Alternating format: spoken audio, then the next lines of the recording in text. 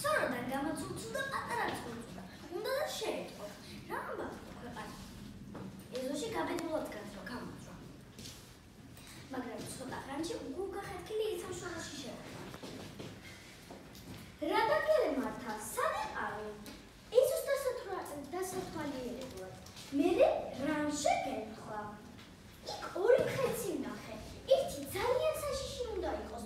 თავზე ხერხი ადგას, თვალებს აბრიალებს და მოკაჭუნებული ნისკარტი აქვს.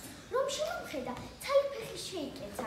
პირი გააღო და ისე დაიყვირა, რომ გული გამისკდა. შვილო, ეგ ხომ ხეცი კი არა, მამალია. მაგის როგორ უნდა შეგეშინდეს? ეს ფრინველი არა ვისავნებს. მეორე გამოიარე მამალმა ერთი წუთი დააცადე მამალმა გამოიაროს რა კუდი აიქნია გამოიარე აქეთ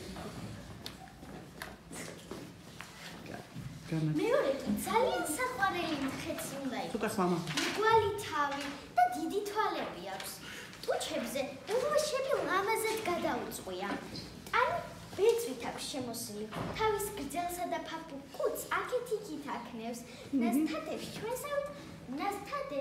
ჩვენსავით პატარა ბრჭყალები აქვს დედას უყურე მე რომ ეზოში გავედი მზეზე იწვა კოტრიალობდა ხან წამიჯდებოდა და იმით თათებს ილოკავდა თვალებსაც ხან გაახელა და ხან დახუჭავდა ისეთი ლამაზი იყო ისეთი რომ კოცნა მოვინდა და მივუახლოვდი რომ დამინახა ჩემკენ გამოქანდა გაიბრუნე დაიბრუნე უცინი კოკო